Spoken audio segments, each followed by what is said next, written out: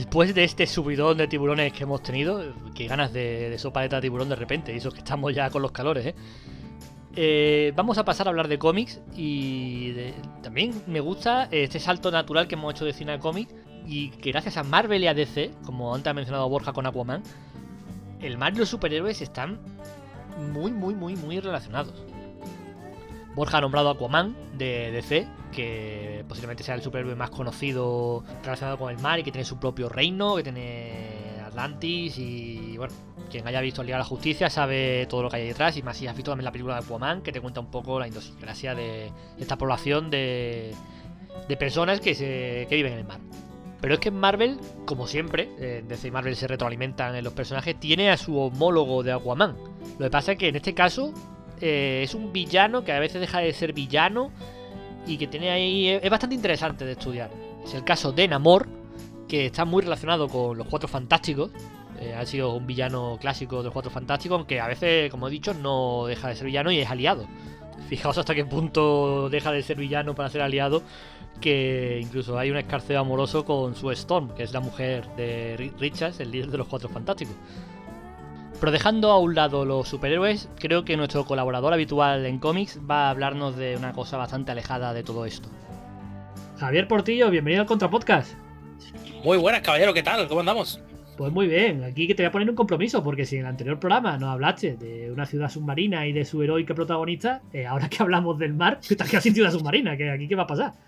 Hombre, pues vengo a hablarte de un cómic que se llama Low, que imagínate, repito lo mismo. Remember, esto para mí que me suena, No, sorprendentemente, o sea, yo te dije que en el otro programa se me ocurrieron dos cosas diferentes con madre. Aquí, cuando tú me has dicho mar, se me ha venido solamente una cosa a la mente, se me ha ocurrido solamente una cosa, y aquí, con permiso de Marta, me voy a meter un poquito en literatura, porque por mar yo lo he tenido que asociar, evidentemente, a Howard Philip Lovecraft. Cuando has dicho Howard me creí que ibas a hablar del pato y ya he flipado. Ojalá, ¿te imaginas?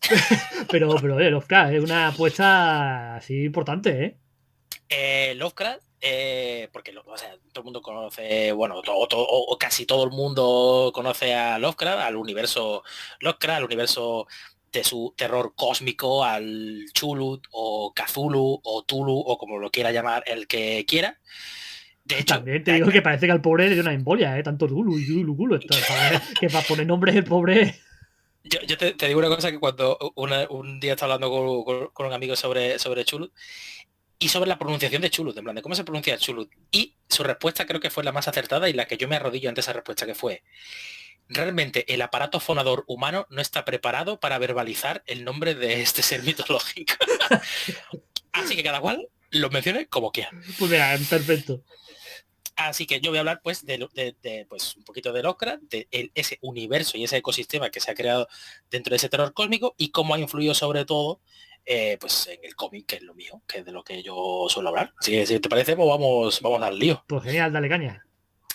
Vale, pues primero vamos a hablar un poquito de Lovecraft, es decir, no me voy a meter en la biografía de Lovecraft, solamente voy a hablar de lo más llamativo en referente a, para entender un poquito de dónde viene este terror y sobre todo este miedo al mar, porque hay que entender que Lovecraft, yo creo que se ve por la mayoría de su literatura, su mayoría de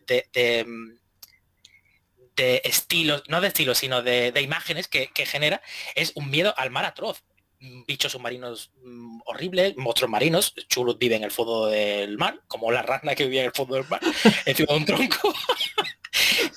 Cultos y sectas al mar y tal. ¿De dónde le viene esta movida? Bueno, hay que decir que Lovecraft estaba un poquito para allá, el hombre, pero también porque tenía un bagaje interesante. Dicen que la talasofobia, se llama por cierto, el miedo al mar, le puede venir de dos cosas diferentes. La primera era que su abuelo era muy aficionado a literatura de cultos religiosos, donde se mencionaba mucho el mar y tal, y eso a él se le quedó un poco grabado desde pequeño. Y también otra de las cosas que dicen es que él era alérgico al pescado y pilló una intoxicación muy gorda comiendo pescado. Y desde entonces, pues le tuvo mucho miedo al mar, mucho miedo a los pescados y mucha fobia a todo lo que tenía que ver, pues eso, con mojarse los pies. Tener miedo a los pescados, eso es peligroso, porque que una sardina te amedrente. Lovecraft no puede comer espetos. ¿Tú claro, piensas es eso? que tienes la vida fastidiada, vamos. Imagínate los que aquí en Málaga va a la playa, ve un chiringuito, ve un espeto y se acojona vivo. Pues le pueden venir ese miedo al mar, pero de esas dos vertientes. También tenía como muchas movidas que se van reflejando en su literatura, como por ejemplo la sexualidad que se refleja mucho en la literatura, que luego veremos en varios cómics. Esto dicen que puede venir también porque su madre de pequeño lo vestía de niña, porque la madre quería tener una niña y tal. Lovecraft ha tenido una vida un poco regular. Y ha salido el hombre pues como ha salido. También un racismo loquísimo y una xenofobia loquísima que tenía Lovecraft, que esto nunca es justificable ni cuestión, ni nada, el racismo ni nada. Pero bueno, a él le viene porque pues vivía de familia, de la burguesía colonialista y tal, sufrió también la liberación de los esclavos y demás, y eso pues a él le afectaba, y tenía mucho odio no solamente a la gente de color, sino a cualquier otra raza. Y eso es algo que también se refleja mucho en su literatura y demás. Con todo esta maravillosa mente que tenía Lovecraft en su cabeza, no paraba de dar vueltas, una persona inquieta, se genera lo que es el terror cósmico, lo que se conoce, y él inventa lo que es lo que se conoce como el terror cósmico, que es pues este tipo de terror que mama mucho de ese terror gótico y ese terror victoriano que venía a lo mejor de Mary Shelley con Frankenstein, de Bram Stoker con Drácula y tal, pero él le da una vueltita de tuerca y le mete pues eso a lo que él le tenía tanto miedo, que es el mar, sectas y cultos religiosos al mar, seres mitológicos y monstruosos que tratan a la población como su ganado, su rebaño y demás. Y eso es lo que él hace un caldo de cultivo enorme y adapta todo eso para hacer una vertiente de literatura, un tipo de terror que ha perdurado hasta nuestros días y que ha influido muchísimo bueno, en todo, en otro tipo de literatura, en cómics, que es en nuestro caso, pero también en multitud de películas, multitud de videojuegos, se ha ido adaptando mucho el universo de Lovecraft. Sí, porque es que lo que tú dices, se han papado todos. Para una cosa así más mainstream, podemos ver que la inspiración que ha tenido, por ejemplo, en Tentamoneda, la serie ahora mismo de Ale de la Iglesia, Por ejemplo. que es que hasta el día de hoy sigue inspirando. Bueno, y la serie de Lovecraft, que también estaba en HBO. O sea, que es que al audiovisual, ¿verdad? Como tú dices, hay imágenes muy potentes de toda la mitología de Lovecraft. La imagen pesa mucho en ese universo. Esa es la clave que tú has dado. Por eso yo creo, y bueno, esto es una opinión que daré un poquito más al final, pero por eso el universo Lovecraft, el universo del terror cósmico y el mundo universo de Chulu dentro del cómic tiene una potencia muy fuerte y es muy recomendable porque es lo que tú dices, tiene una carga visual brutal. Claro que es muy paradójico viniendo de la literatura. O sea, creo que me llama la atención. Efectivamente, pero porque es muy agradecido el universo Lovecraft para cualquier dibujante, ilustrador y tal, porque puede recrear, porque es todo tan onírico, todo tan absurdo, entre comillas, pero todo tan así, tan extraño, tan extraordinario, que uno da rienda suelta, y claro, imagínate, pues los terrores de cada uno los puedes plasmar en papel y en dibujo, pues de mil maneras diferentes, y extrapolar el negro sobre blanco de Lovecraft a una ilustración, cualquier autor puede dar rienda suelta a toda su fantasía, basándose en eso, pero a toda su fantasía y a toda su perturbación mental.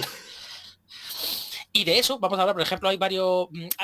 Creo que aquí en cómic hay dos factores, o sea, hay dos ramas, que son lo que más nos vamos a encontrar, que son adaptaciones tal cual de los relatos de Lovecraft a los cómics, normalmente o adaptando una sola historia o como se ve normalmente un compendio de historias. Esto se hace mucho. Sobre todo en los mitos y relatos se hace mucho. Por ejemplo, hay una antología de Lovecraft de norma editorial de varios autores de 2014 que está muy bien, que adapta esto. O incluso Eric Krieg en el 2012 hizo un relato, o sea, un tomo que se llama Desde el Más Allá y otras historias, donde básicamente lo que hace es coger todos esos relatos y mm, pasarlos a esa forma visual narrativa. Es decir, nos vamos a encontrar, lo interesante de esto es que nos vamos a encontrar el mismo relato tal cual de Lovecraft, solo que, por decirlo así, como una novela visual, por decirlo de alguna manera. Hay que tener en cuenta que todos estos compendios de cómic nos vamos a encontrar siempre, siempre, siempre los mismos relatos. Dagon, el color que cayó del cielo, el sabueso, el horror de Dunwich, las obras sobre Innsmouth, todos. Es decir, mucha gente dice a lo mejor, ¿qué me puedo empezar a leer para entender o para conocer los relatos y los mitos de Lovecraft? Cualquiera. Es decir, las recopilaciones que normalmente hacen en cómic siempre suelen coger los mismos.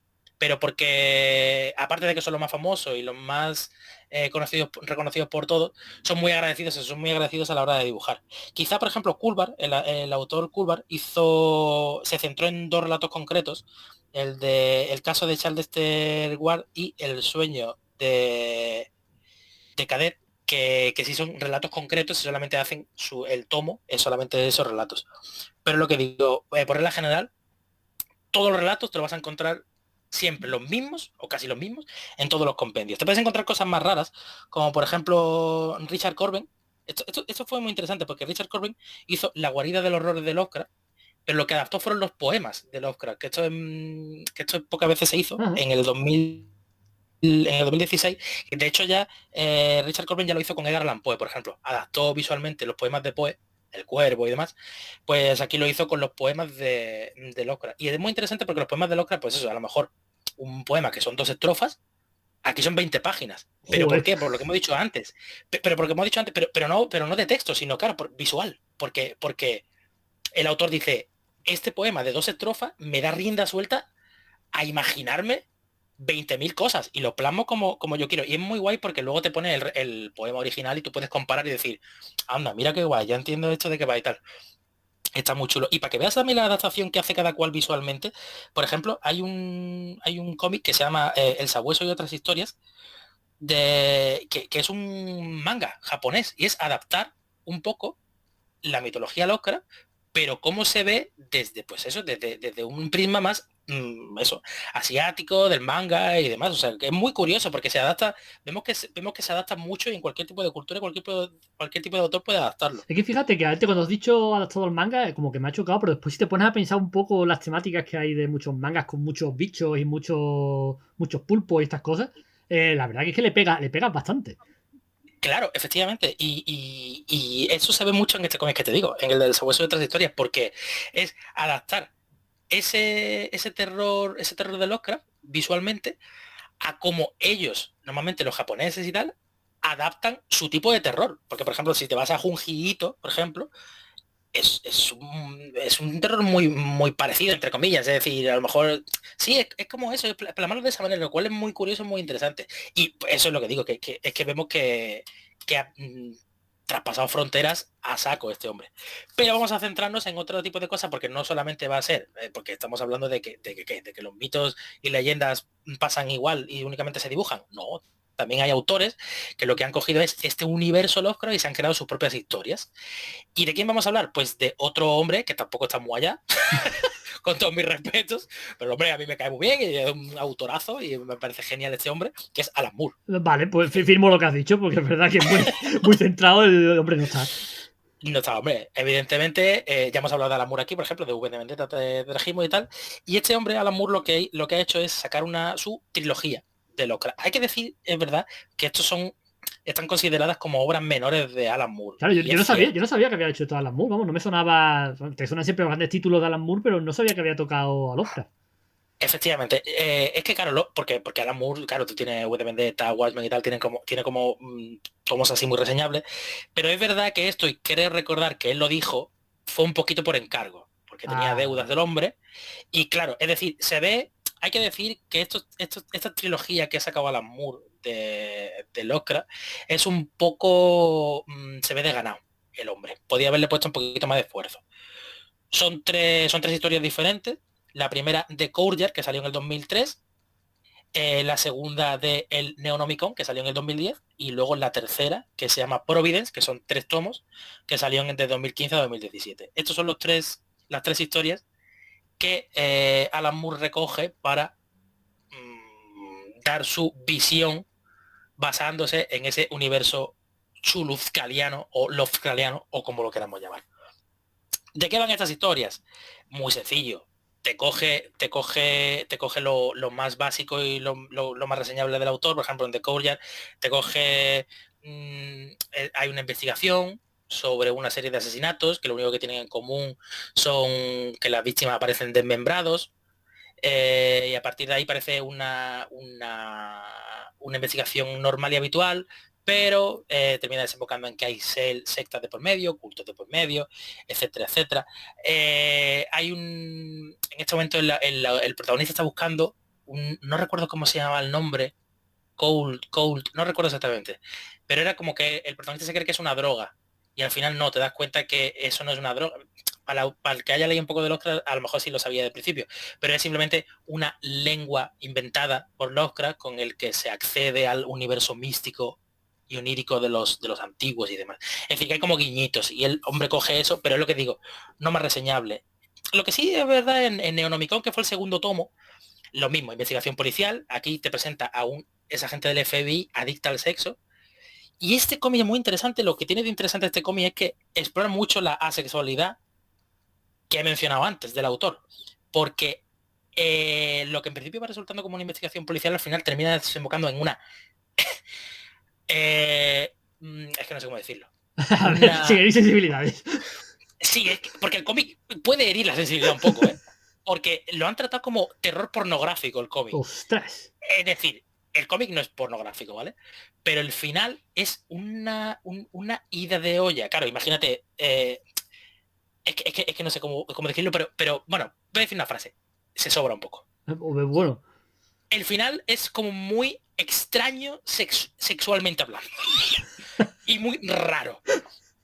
Pero está guay porque coge ese factor de Lovecraft y lo pone en este cómic Alan Moore.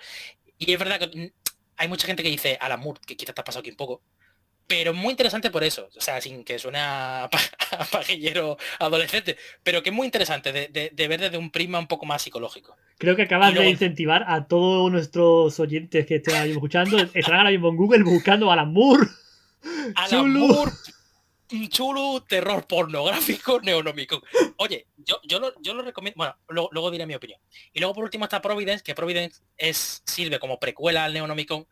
Y aquí básicamente pues te coge un poquito de guiños, te coge un poquito de easter egg, es simplemente un periodista que quiere escribir su novela y se pone a investigar sobre los mitos y leyendas y demás y te empiezan a salir, mezclando un poquito entre realidad y ficción, se empieza a encontrar con los mitos de Chulu, los antiguos, se empieza a encontrar la seta y siempre está jugando siempre mantiene ese juego de el protagonista de la historia se lo está imaginando, está bajo los efectos de alguna droga, bajo la hipnosis, era un sueño, o todo era real. Siempre está jugando en ese equilibrio entre lo que es real y lo que no, que también en cierto modo es lo que hacía un poquito Lovecraft, tanto en su historia como de cara a los personajes de sus historias. Es decir, esta trilogía de Alan Moore es una obra bastante menor, está escrita como muy por encargo, no tiene el empeño que le pone en otras obras, pero para gente que se ha leído previamente obras de Lovecraft, le puede resultar no más allá de curioso. Simplemente curioso. ¿Pero por qué? Porque el que ha leído previamente Lovecraft puede reconocer cosas, como lo que te he dicho de la droga, que no era la droga, sino la lengua de los antiguos y demás. Es decir, mira, entiendo esta referencia. Vale, y entiendo esta otra referencia. Pero para un autor nuevo que no venga de Lovecraft, yo no la recomendaría, la verdad, porque incluso, y aquí puede que me mate alguno que otro, yo hay que admitir un poquito que Lovecraft en general es un poquito pesado. Y que no es fácil de tragar. Es que quizás más que pesado es demasiado intenso. Sí, intensa es la palabra. Mi resumen es, para el que venga de nuevas y quiera meterse en el mundo de Lovecraft, se vaya a los compendios de historia, porque va a encontrar los relatos tal cual, pero visualmente. Y visualmente es que lo apoya muchísimo. Y además visualmente es una pasada, una gozada siempre. Todos los autores hacen una visión cojonuda de esto. Y siempre llama mucha atención. Y luego para el que venga un poquito ya de Lovecraft y se sepa y ya se haya leído, 40 veces se haya leído El horror de Dunwich, 40 veces se haya leído Dagon y no quiera leérselo otra vez, ni con dibujo ni con nada, pues oye, que se meta por aquí, que si le llama la atención lo del terror pornográfico de Neonomicon, que indague y que algún easter egg, algún guiñito siempre va a encontrar y eso para un fan de Lovecraft siempre puede decir, lo he pillado, me mola. pero poco más. Me gusta porque lo que hizo Alan Moore con Lovecraft es lo que hizo JJ Abrams con el episodio 7 de Star Wars, ¿no? Una película referencial. Es como si has visto el de Star Wars, no, joder, te encanta. Pero si llegas de nuevas, como pues vale. O sea, tampoco te encante, ¿eh? O sea, yo digo que no me tampoco lo ves y dices, vale, me lo he leído. A otra cosa. Sí, va a decir que pilla las referencias como, que es el padre de tal. Que pillas la referencia y pues te hace gracia. Pero que no más de ahí, no pasemos de ahí. No se pasa de ahí. Pero aún así, con todo, yo lo recomiendo. Y a la gente que no conoce Lovecraft ni no conoce su universo, también lo recomiendo. Si es que aunque se adelante al principio. Al final Alan Moore hay que reconocerlo siempre. Si es que hay que reconocerlo, hay que recomendarlo siempre. Sí. Siempre. Me gusta mucho que he leído ya por ahí por Twitter y por demás redes, he leído a gente que le interesa el mundo de Lovecraft. Así que, oye, que si le interesa el mundo de Lovecraft, yo digo siempre, adelante, adentraos aquí con un poquito de agua, porque Lovecraft es una píldora que a veces es un poquito dura de tragar. Y si os cuesta mucho tragar Lovecraft, y como esta es mi sección, os digo entrar a Lovecraft a través de los cómics, que es mucho más suave y agradecido. Y si tenéis miedo de acercaros a Lovecraft, pues coged una colchoneta, os vaya a la playa, os montáis en el mar, que como tiene fobia ahí, no puede entrar. Efectivamente. No te puede pillar. Ahora que te pille Chulu, sí. Chulu sí te puede pillar. No te pilla Lovecraft, pero te pilla Chulu. Yo prefiero que me pille Chulu a Lovecraft, tío. Puede ser, sí, yo también. No te va a dar tanta chapa. Chulu a la plancha tiene que ser bueno. Eso es lo que digo yo. Vale, yo creo que con esto despedimos porque es el final perfecto esta sección. Es el final perfecto. Yes. Pues muchísimas gracias, Javier. Nos vemos.